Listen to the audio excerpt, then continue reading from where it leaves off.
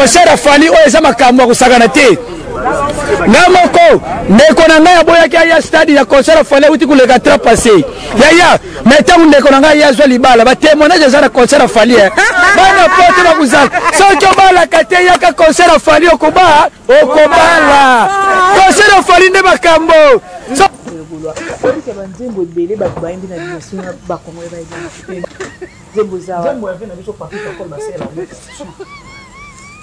titre na oni titre ngo za mani ni makambo toujours loba t'expliquer dans tes zembo ba bindo me titre na oni nani nani zomona bido t'expliquer dans tes nga la tunia maman na biso vérité omoni na biso ko vérité pour comprendre bien na bandeli wallahi nakoma ba na ngai balali na chambre na bango omoni conseil à Didas Arena na numéro 1 20 na le 21 mais biso Saint Denis Mubimba wana moto biso na poche na ye azomonga fira kota na poche to lia eloko te to kapi mi to fana nie conseil de Simba pona ko to pouvoir fali na nko t'expliquer dans tes non pila ba ya soutenir faire aider pour prouver fali amweni ateki ba bien agence ba bien ba toso ateki na maboko omoni siko yango ezola kisate na ba nini wana ki ba somi ba bien belé ba maison africaine ngamo pe na zaina France ngamo pe na zaina kata France ba bien non mama NK est-ce yo coach te le ba kama o ba kama mama yo coach Davina otobota mwana mibale boyebi yango wana boko loba ngote le Davida boti mwana mibale bongo boko sala ngo ba analyse te analyse za lengiso ezaka ikamba fali quelle est la place qu'il fallait pour occuper aujourd'hui dans la musique congolaise? Bon, moi je pense que dans chaque génération il y a un guide. Je pense qu'aujourd'hui la place des Fally Ipupa avec cette génération, il est number one. Il est number one accompagné de tout le monde. Même réaction, même question. Pour la place de Fally, on l'a toujours dit. Actuellement, on a ma statistique tout, hasard numéro 1.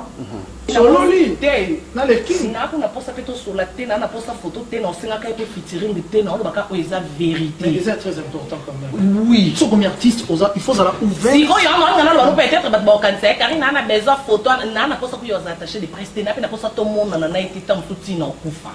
Et a vraiment la projet dans la tête. Photo, on a posé dans moti. Mais ça on a la vérité pour Karine, pour qu'on doit vérité exacte que bisonyo soto yebi ke lelo na numéro 1 est bon compter c'est Fally toko wanga na poto sa polémique à Congo wala so na zongi Congo ndeta ok ko boudé mais so na 10 000 banda ya na mobile na place hôtel yebi ke Fally ndé numéro 1 moto soit na rara po eza na ndule bo ba Carlito ke lutumba bamba ndima bandate mais so ko noza mutu bato baza ba adversaire à Fally Daïbi o bayoka o lo babina filé bayoka douleur bayoka. J'aime le courage de Wanseko, mais je pense que les vieux ils débordent. Pourquoi?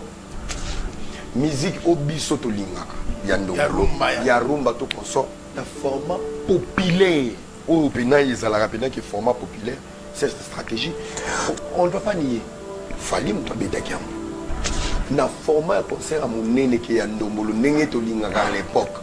C'est Fally qui l'a fait. Mais ce n'est pas un trophée, ce n'est rien, c'est juste accepter. Oui, Azong c'est musique. Azong c'est musique, ça veut dire à débloquer l'eau au moins avec les combattants.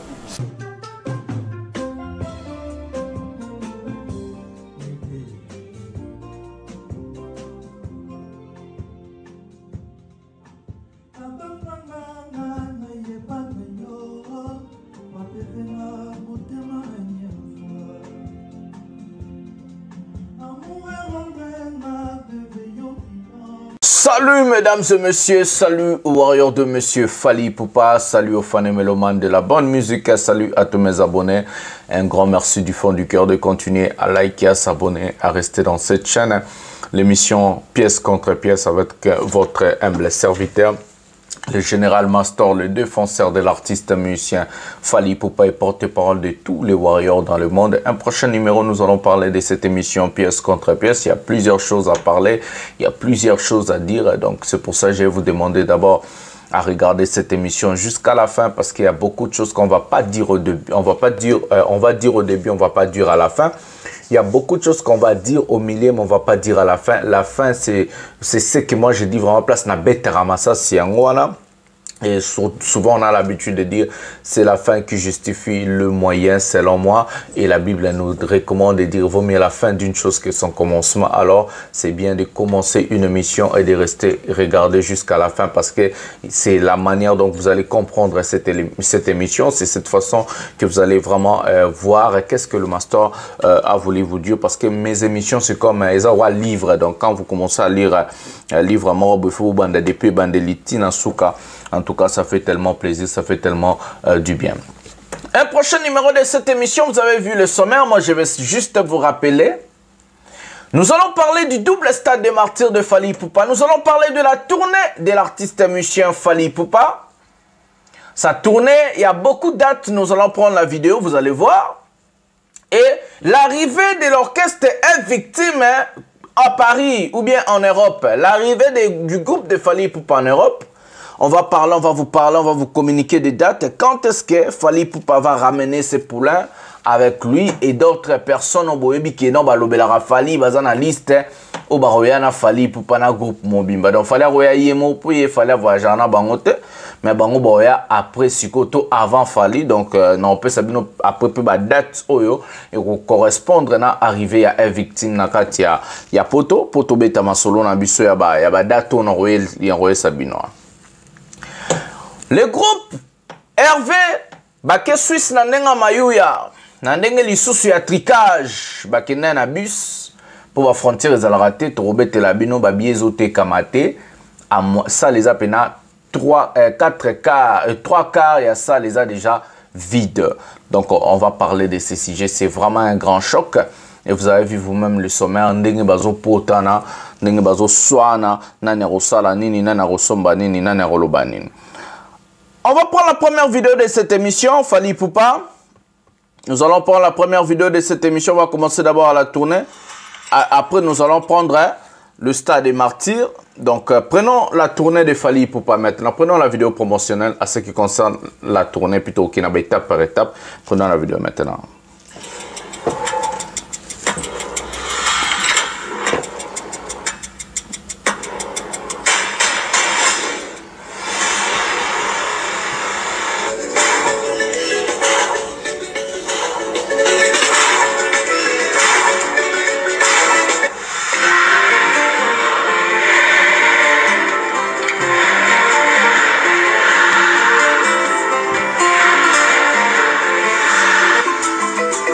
El Mara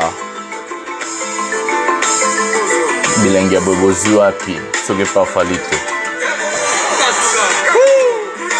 Capo Delphine a ça le succès fort. La danseuse de génération Arena.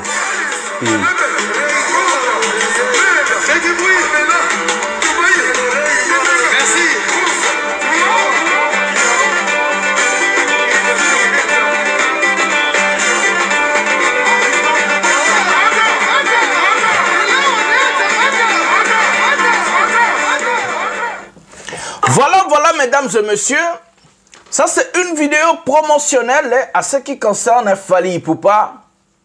Vous avez vous-même vu le pays Portugal, vous avez vous-même vu le pays France encore, pour dire comme ça, Italie, la RDC, il y a aussi la Belgique. Donc on a Portugal, France encore, la Belgique, l'Italie, et puis la RDC, donc on a 5 pays que Fally Ipupa va se produire. Il y a des concerts show live, il y a aussi des concerts qu'on appelle des festivals. Des festivals de grandes envergures. Il y a un festival à Makionate, à Mickey, non, des festivals de grandes envergures. Donc, à ce qui concerne LDLC Arena, on peut dire que c'est déjà bouclé. Il nous reste qu'une vingtaine de billets pour et ça la sold out qu'on a déjà tout effacé. Mais je vais faire appel à tous les warriors de la France Comme nous avons rempli LDLC Arena, c'est le moment d'aller s'attaquer à Arcade Arena. Ils attendent de s'attaquer à Arcade Arena parce que LDLC Arena, tout tient déjà mon pandi. Ce qu'on a mis, tout talendé Arcade Arena. Bah warrior, tout élément, tout kende, tout renfloué, tout tondis, tout panzarke arena nandenga osakanate.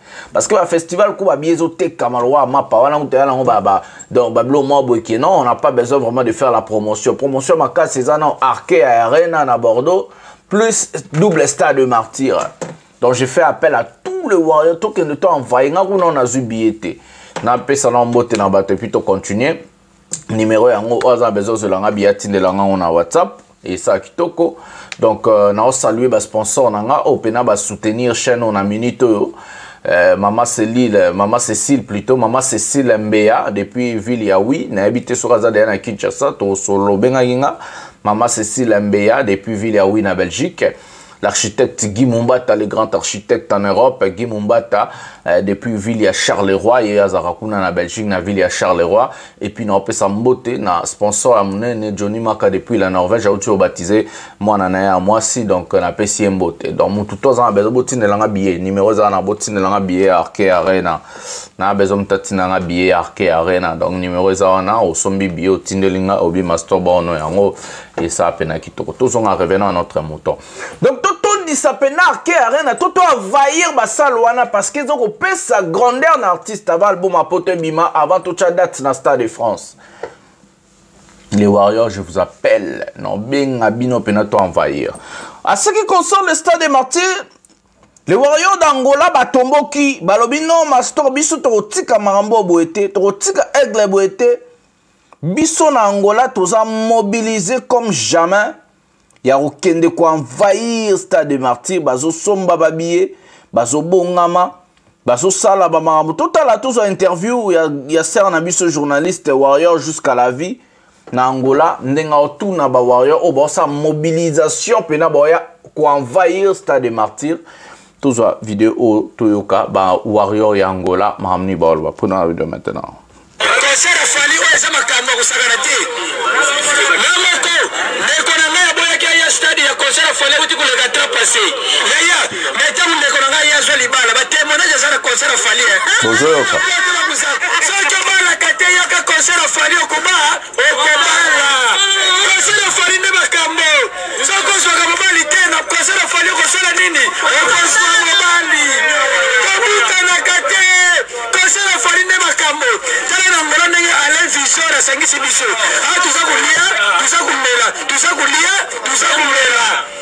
awa sikonde makambo le 10 le 11 août tokutana na Stade des Martyrs soki obala te na concert afali kusala nini okubala bakate bukanga bana na bino te bana mibali tokulukela bino baba basi soki ozala mwasi ya poto te bana mobali okoza mwasi ya poto soki oza marie okoluka dese bibi abukana kate poto nde makambo angola nde makambo yango na sawana tokutana le 10 na le 11 tokusala wana pena na concert afali kubosana te yaya topesi concert pa fali pupa biso ba wario fali ya fali pupa le 10 yemba na yo penza ndengo lingi le 11 ufanda kama na podium ufanda kama na monument Lumumba usakutala biso mutu sa nini eza kuyemba kabukana te en tout cas merci vraiment à tous les warriors tout pour le 10 le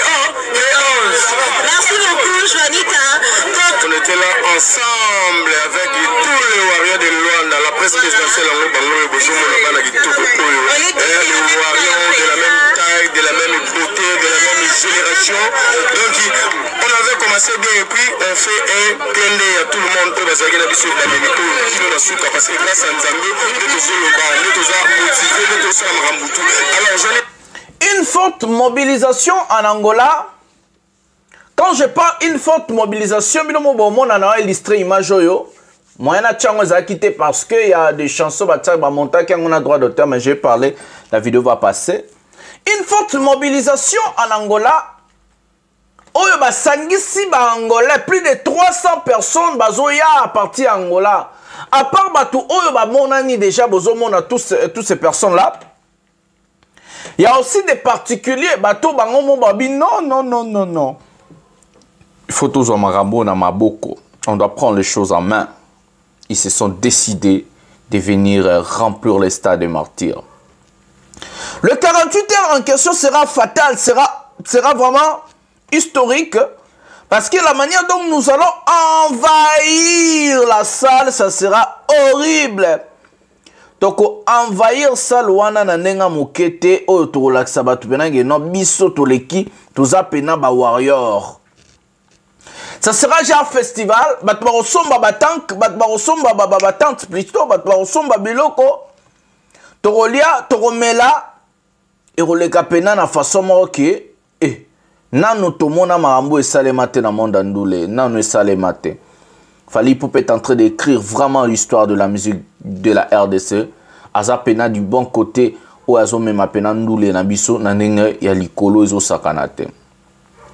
Cette délégation-là sera d'abord pour mobiliser, sensibiliser aussi les Kinshasa et d'autres de la RDC parce que les événements mounènes, les fêtes mounènes, il fallait en faire biso parce que biso nous en Afrique au Congo, on doit d'abord montrer que Fally Ipupa est un grand leader à partir d'abord de Kinshasa parce que le Stade de France sera en 2025. Nous allons être mobilisés et concentrés pour ce fameux concert au Stade de France. Il y a un adage qui dit en français, la charité bien ordonnée commence par soi-même. Nous d'abord, on doit commencer à Kinshasa à envahir et remplir.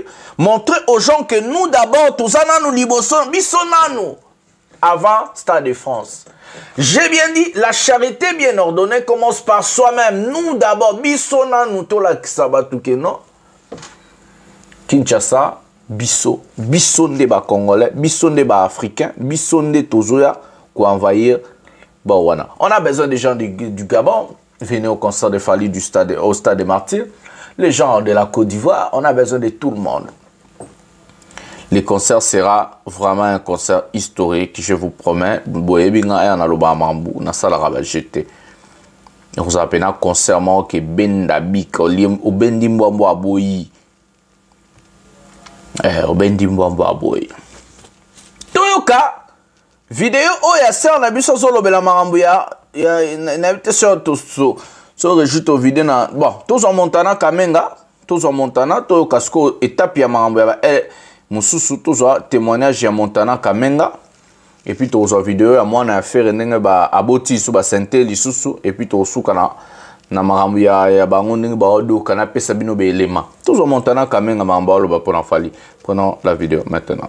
Na Fally pe to komala kwa bandiko moi bien vous fréquenter ba na kama kenda pa na ye madame na ye bazalaka ngana ye to ko se famille ça qui penga makasi il est aussi l'album na ye wana je crois nga za parmi ba to za croyer na Fally parce que album na bana on ki nga za kité mais ayib ça a déjà vu que nga album na nga Montana Foyer ba c'est déjà parti qui Montana Foyer manga pe na yeba na ngate et les commissions bamakamde uto luba ke faire ataki ni na ya ke sani to sala réunion moi nini ngana bien pour na répétition de katanaki et bakendaka ko sala si ba répétition katanaki après nga plutôt sola na vie et si vient tout cas faut comme quand faut voir na moi réunion vraiment faut na ko takata na mona réunion bongo ke oyiba kicha ba genre ba cha kombo na yo de to voir ba kicha ba cha ba kombo na biso to sala réunion na ba tout le monde sa quartier latin parce que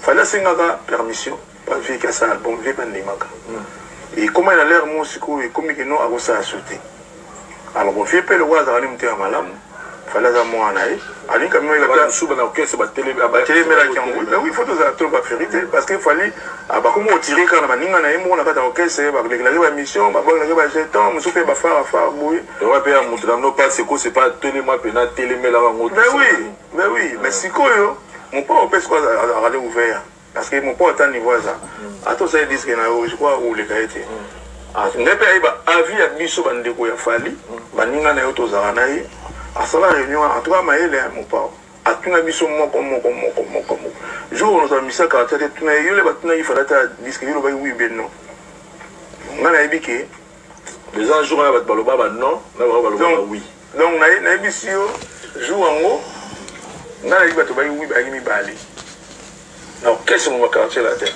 imagine bandoki na mi bali wala nga yi parmi bravo Montana fi avandi boy na ba bobulu yondela na ba oncle rese na ba uso oncle rese gangela mabe ba vanda boy biso vanda boy ba tuna moko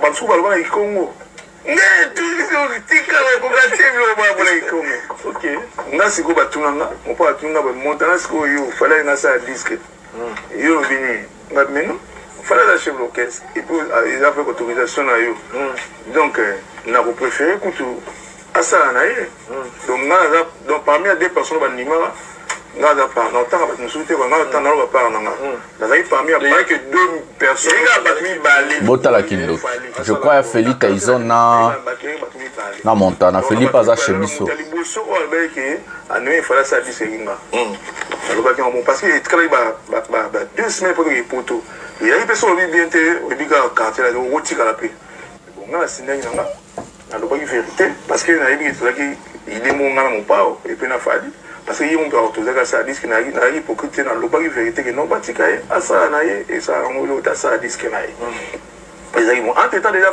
fallu les basoir ya vie car ça fait que na disque na quartier tem ta oyimba kaka Montana parce que mo loya oyimba mais mo loya ni mta kalima ba ni donc asa il roi zonga ils ont bon via apona na shela apona na shela et les cas bon donc naïf na quoi na fali qui est au salam savait parce que les garçons il a talenté toi ils sont venus déjà donc il y a la bima il m'a cassé contre les cabates belé donc c'est ça et après 2 semaines on a et tu es ça la voyage mais quand il parle bah qu'il il m'a dit non bah qui na moi côté à fali mais na qu'il pour tout donc on peut la porter fallait aussi disque na bataille zone ba binda ba Feli Tyson ayo benga pe modogo yembi ba benga pe shela mais shela yemba soutenir que so ni le kaki et puis je me suis souffert benga non so mele ni falo ya yemba na disque nga mais yipsa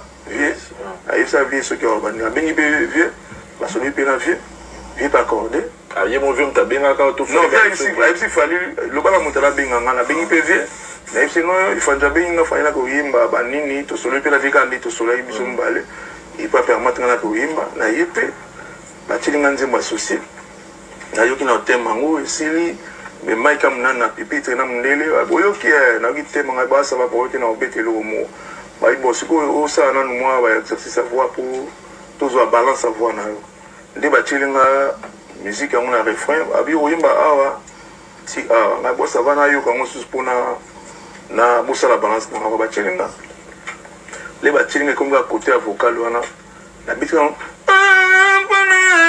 la popo ma bite paye pour les noms bazoka mona nenga na tambola la chemise en plein hiver pena kotoko nyonso mpo jete me oyona lobela kio ele ki conjugue za verbe donné na via mobola ne beli yangwe salire tuna motema sozela disinga. Voilà, mesdames et messieurs, qu'est-ce qu'on peut retenir dans cette histoire entre Montana Kamenga, sommet de sommet, et l'artiste Fally Ipupa? La loyauté de Montana Kamenga et son cœur ouvert envers son frère, talentueux comme il le dit, et on le sait, lui a payé aujourd'hui. Montana Kamenga, Fally Ipupa, le visa obtenu pour lui, c'est juste déjà sa reconnaissance avec une personne qui lui a aidé quand Fally était rien. Je vous dis d'abord, mesdames et messieurs, quand vous commencez une histoire avec une personne, quand vous commencez quelque chose avec une personne, quand la personne est encore zéro, c'est plus que quand vous commencez quelque chose avec une personne qui en a déjà quelque chose. Montana est parmi des gens qui ont cru. Les gens qui ont accepté Fally Ipupa à l'époque, Fally qui n'était encore rien, c'était très difficile de laisser un Fally, de laisser un Koffi Olomide pour aller chez Fally. On voit des gens comme... Aujourd'hui, j'écoute des mauvaises langues. Bazolo Bono, Edi Badia Tassalarani n'est pas Fally. Coco Dilasso, Fergani la merveille, Ejiki Tenge, j'en passe. ou bien Kissinger, pourquoi Bazong c'est malgré Finga. Ces gens-là que je viens de vous citer, ce sont des gens qui ont laissé Kofi Olomide des monde arabe, Efrakata, affaire d'État, un Kofi Olomide a succès, donc a succès, a succès en Afrique, dans la planète, un quadracorama, ils ont laissé une personne. À l'époque, en 2005-2006, laisser Kofi Olomide pour aller chez un Fally Ipupa, on va te dire, t'es devenu cinglé, t'es devenu fou.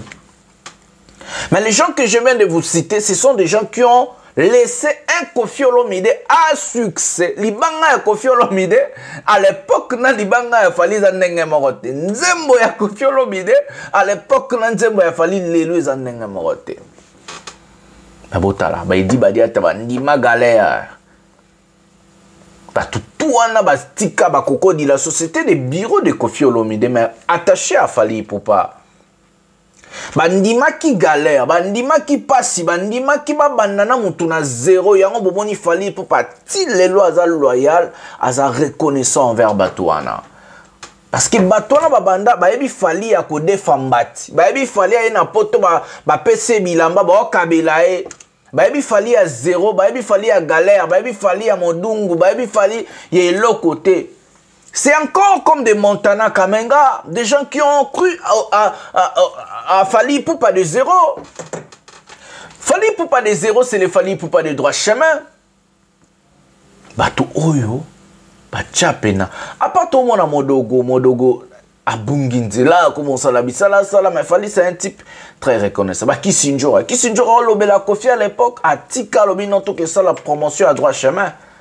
Alatisa ba maman ba liputa to mona na ba studio maman Ngebi yango ngana evra toujours pour na retour ya Kissinger na victime. Kissinger elle mérite eza borna eza borna biso eza orchestre na biso eza borna biso ngakutu na banda na badem yango 4 ans déjà na zalara déjà na 2020 na bande. Ba nazalaki depuis 2016 parce que ton page moko ya Fally Ipupa de King na faut plus d'1 million d'abonnés donc ça lango depuis 2016. Mais na YouTube ne bombo mona face na nga mamtu na 2020 mais na zala déjà depuis 2016 na zalaka aigle yebinga donc mais batouana ba ya pas aigle o ya zéro o ya Fally te ya lelo nous on est venu Fally il était déjà na power kosa de kezo cartonné na Arsenal de belles mélodies a déjà na ba droit chemin bango ba ya na Fally sans zembo sans album. Et voilà aujourd'hui Montana a visé à 5 ans. Loyauté, sincérité, motema ya pembe à Montana kameng de sali lelo et foutae. D'autres personnes vont dire au visé zelo côté papa to tika. Yo just kavulu oyo ke bala mobali ya bali yo na poto. Tu t'es marié à un homme. Pona nini. Ceux qui visaient zelo côté okangami na poto pona nini. Mais il fallait kozonga chebi non. Osengi ngunda pona nini. Jas Kavulu, Osengingunda pona nini. Alors, les gens qui vont dire, oh non, visez le côté, boina boy patati patata, ce sont des hypocrites et des menteurs. Bah, oko sabino, paie sa poto chance. Poto est mieux qu'Afrique, on doit se dire. Ceux qui mieux, les gens n'allaient pas mourir dans la mer Méditerranée. Fallait ngaye manzembo migrants de rêve. Si l'Europe était zéro, si l'Europe n'était rien, les gens n'allaient pas être en prison en Libye. Je vous dis ça tous les jours. Les gens n'allaient pas mourir en Espagne, dans la côte Espagne. Les gens n'allaient pas mourir à la mer Méditerranée. Chaque personne qui a quitté l'Afrique pour l'Europe va vous dire que non, l'Afrique n'est européenne. Il y a de l'opportunité ici, il y a des avantages. Ici, il suffit aux amayele, aux sages, aux tiki bouzoba, aux comment on normal. Vous gagnez vie. Oko gagné vie. Otika koko sabato, potoze loko. Tozwa, toke non na étape ya makasio na blora olobali sous c'est plutôt tchela monga vidéo ya moi na faire to ka témoignage nenge aboti li sofera comme koko posi je sais pas combien de fois. Prenons cet élément. Bon l'élément on a aussi bien. Bon fumama to vous appelez attentif. Bon comprendre l'élément et puis na ozonga na expliquer bien ce pourtant na kota na profond na fond ya élément.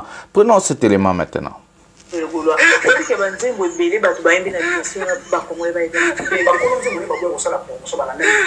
Au gouvernement Goulola.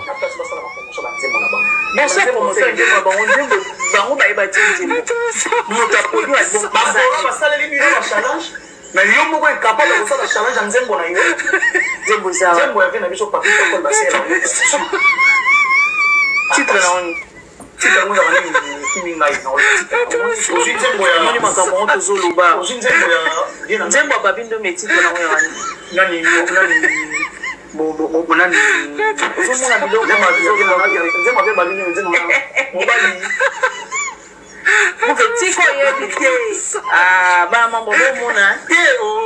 ayebi banzembo na bango te porte-parole affaire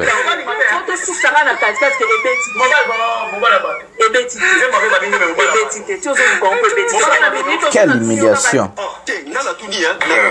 maman omoni na biso siko vérité pour comprendre bien na bandeli wallahi nakoma bana ngai balali na chambre na bango on dit conseil à Didas Arena. Na numéro 1, 20, na le 21, 20 na le 21.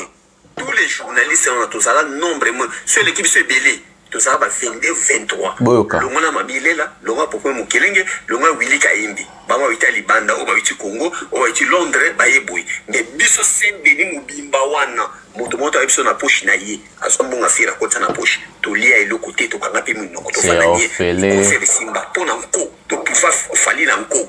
Ah, na ba soutenir faire aider pour pouvoir fali. Non. Oui. Ateki ba bien agence. Ba bien ba to so ateki teki na maboko. Au moins isko yango ezo la kisate na ba nini wana ki ba somi ba bien belé. Ba maison africaine ngamo pe na zaina vente. Ngamo pe na zaina. Boka bana ba bien na maboko. Master akosa kate. Master akosa kate. Master n'a jamais menti. Na kosa rabinote. Yoka. Ah c'était avec comment ma boca c'est que la sous internet pour toi na ka ba so na maboka ba so na on est là tu vas te la ba na maboka. Auditeur apesaki bato babie na maboko mpe napesaki na bamaison africaine eteka beloko nde oyo ndenge gardani kati alobi ya solo omoni bavip esili eza su te bapropaki nino bavip ezotekama bien vraiment Tatiana merci beaucoup Tatiana mabe vip ezotekama bien mais siko force ende nano esili te siko force eza monene force pede eza monene. Non, on a mon abafana bazoba le quoi faire et t'as en chance de il a toujours ce malheur d'avoir des fanatiques stupides. Voilà, soit que est bon barakitoko ya likolo, likolo to dans ce force que tout le monde que toi ce caméra est au matin likolo. Tatiana mon combat, merci beaucoup. Parce que ce qui la force est ça moi la force on a ce ben filtre ba okota bobanga na binote. Et puis mon nene. Ouais. Avec fiancée, on est en Congo. Avec fiancée, on est en fiancée. C'est bololeo. Tiens des classes, surtout dans mon monde. Comment il ça? Tous les bien dans tous les pays. Ouais. On est Era Ramsès. Era. Influenceuse. Garçon, moi c'est le mbao. Influenceuse. Aza influenceuse. Moi c'est le mbao influenceuse. C'est moi comment vendre la cassavou mais pas massaner mon bien. La cyber comment ça cyber café. Il faut pas mon tout. Mais pourquoi comment quoi ça nous influenceuse titre monsieur c'est botamment la Congo comme influenceuse. Voilà mesdames et messieurs. Je vais commencer par Gouvernement Gaulois, mesdames et messieurs. Ils a pas si peu mawa. Ils a pas si.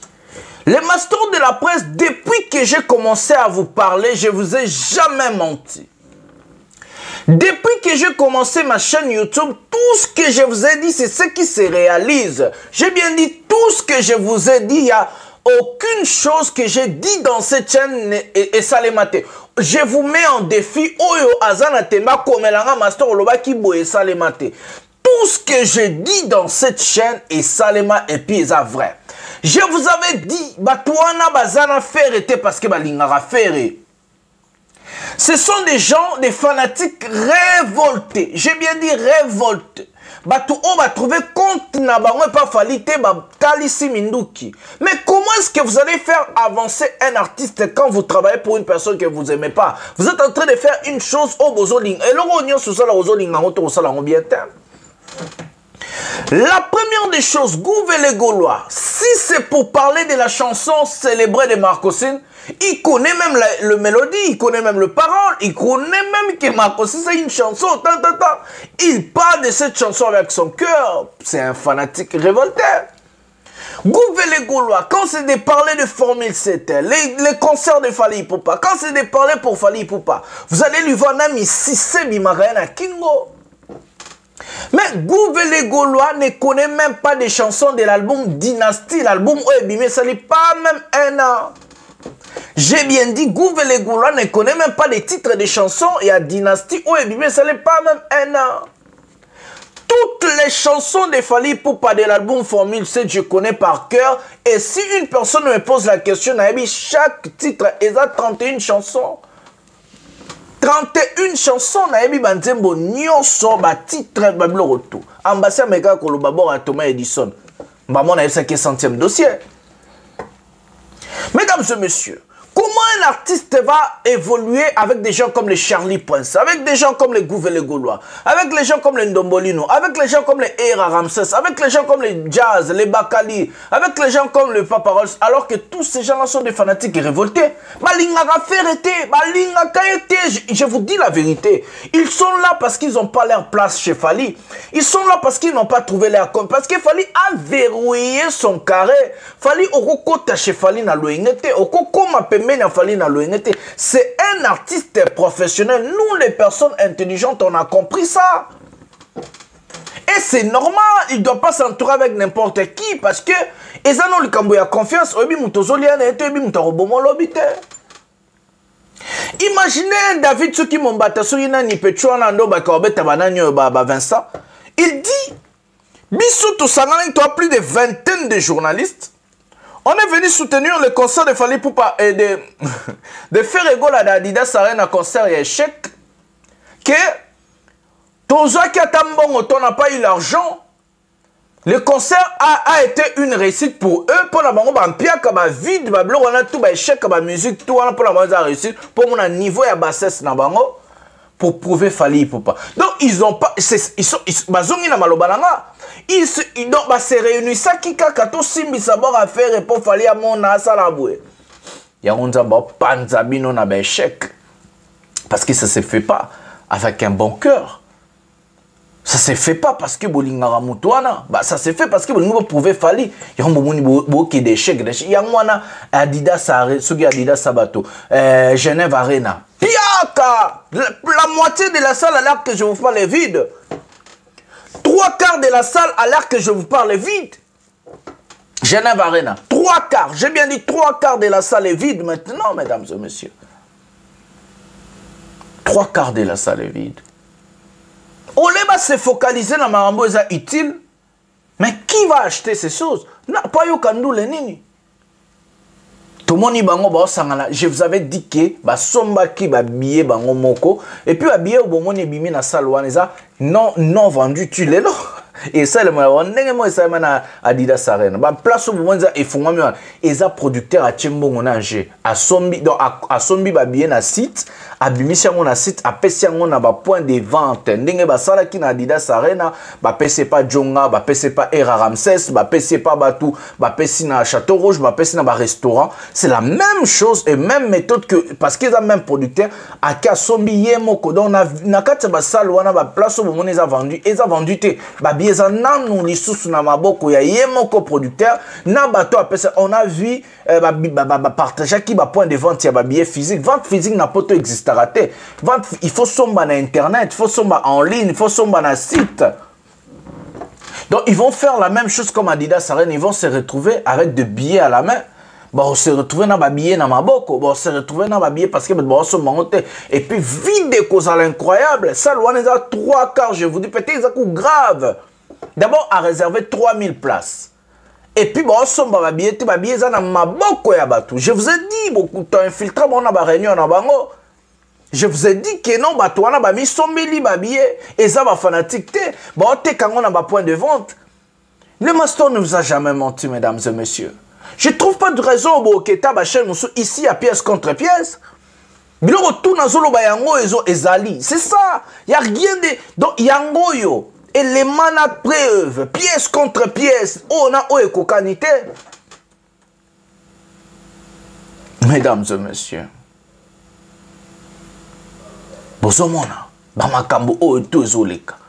N'habité ceux qui trouvent l'élément ya mwana ya faire temps ezali, c'est plus de 6 minutes, donc trouvent l'élément ngo lelote, trouvent l'élément ngo muko mususu, mais na faire comprendre à bino que makambo eza vraiment bizarre. Tout ça isusu réaction à gouvernement gaulois.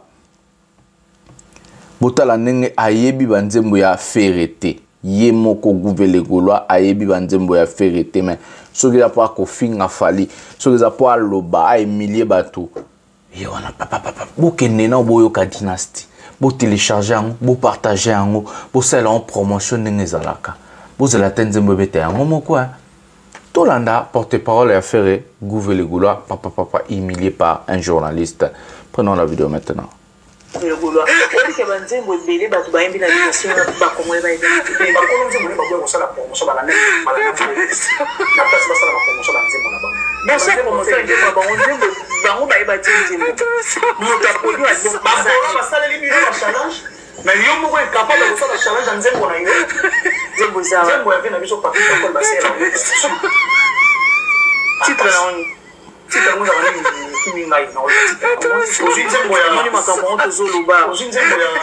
Nzembo babindo meti tona ngwana nani bo nani zomona biloko nzembo be babindo nzembo mobali pour tiko yebite ba mambo bomona o na ba banzembo omoni biloko omoni zoluka foto susala na kati parce que ebeti mobali ba ebeti nzembo be babindo ebeti te tio zoluka on peut ebeti ba komina Google pour abimisa. Imaginez tous kaka bo ya bwana affaire to si ça dossier ngombala moko o ba santé puis to katemto aussi ces missions bolanda. Bah, c'est moi, on a fait tout là ensemble. On a aucun élément, mais nous avons besoin de tout change ensemble. Prenons la vidéo maintenant. La bina auto bota mona mi balé, boye bien. Wana boko lo bangote. Et David a boti mona mi balé boko sel ngo ba analyse. Analyse za l'émission ezaka kama fali. C'est za lenga mwana moya fali na sali likambo wana analyse komi bua. Davina ke na poto na zeli aboti mo la mibale kala tanga yoki ke na zeli tata blokai tata solisa baete avanda pa bato azana yoko oliate elamba malonga ya rolate ezate papa obi trop c'est trop comment ya bimaka na mibali sans capote batireka bazemi bo mela publicité. Comment aller ma gambe bien mibali mais azana technique te papa blocai papa bien ça moi là oh alors ça des sons papa préfère que ça la vidéo quand na bana wana mususu mais na davina na sala vidéo na davina atina ke poto pete po alina ke mingi to kwa limisa ite ke poto ko ba wayo ko fingeleki mwana o afingi sabaeza kai nanga bandize mine ba bisi batama na yo boso ba wario ba moni yo usambwe usambwe wana bato sala ba analyse na mo bo sala ngo za terre analyse wana za kilo eso mo ka mona mo ya fali asinga sa alwa bomba lingana bango base mama bonga la sa bango base ba dibaso bango sa aseli mo base na ye na Facebook question na Instagram na zolo kapasa stage wala boyela ba analyse ala con. Mais Davina boti mwana mibale muto occupé ya zate asa mwana mukia boti muningani mwana tata ali ko s'occuper neta ali ko pesa embo mote mobale boti na yekuta yeba ni sans te so kaza nani so kasala nini oba pesa mukanda na poto besenga mikanda mo basenga ka muto pesa tamongo kwa landela mikanda na poto azate mais wala bobo lo bango te ba makamba falinde wala bobo ko s'occuper na mote. Et bien, ça fait que moi, on est au Chombo, équipé moi, on est moi, on est à moi, et ça, ben, rien, il est fait à Bota Bala 40. Moi, on est bien, il y a moi, c'est la déloco. Après, c'est des déco, on va c'est 10, Nabi Tata. Ma belle, ça, bino bagolo boya kofinga ngoza bana 5 na 5 tata David akomi na bana mibale na batata mibale asisi obota te a continue obota sangwa David ekomi skonde wana ba blogueur akishasa ba ko loba ngote wana ba ko sela ngo analyse te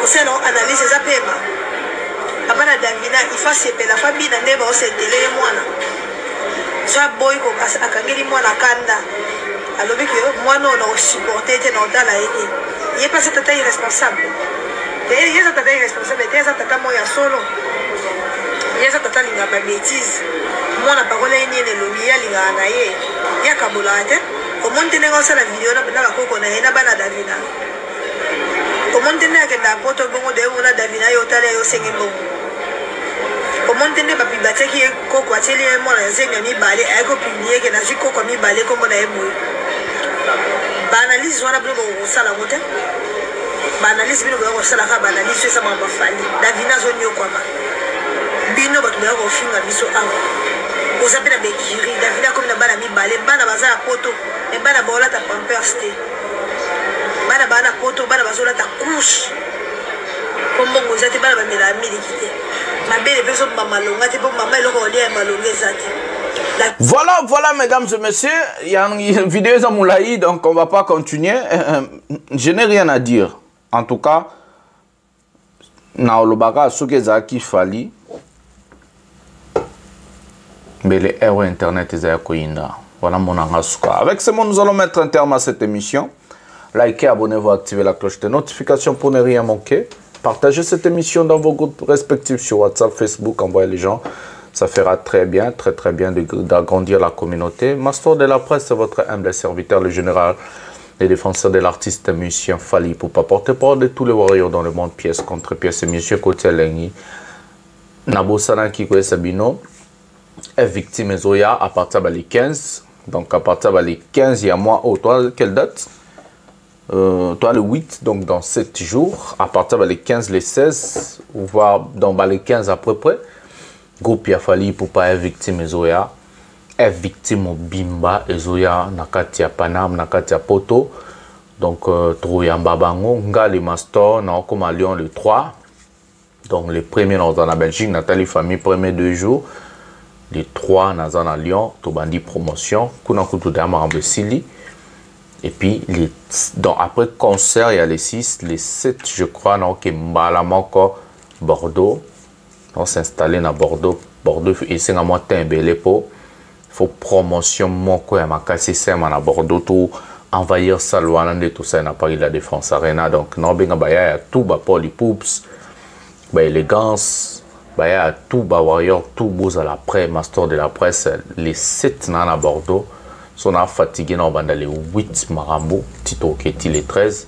Parce que le concert à les 13, donc tous en attend, il y a solo là, il y a ça live, il y a ça émission, il y a ça Marambo Belé, il y a ça salle, et vous allez chaque jour, vous allez encore zapper, donc vous allez peine chaque jour, parce que tout est landé moussala, tout est landé boulot, moussala des oben abisso, voilà, c'est comme ça, donc vous après, un victime zoya, master zoya, batbazoya, et vous allez kitoko, donc tout est en balai sima, bisous bye, aigle mata.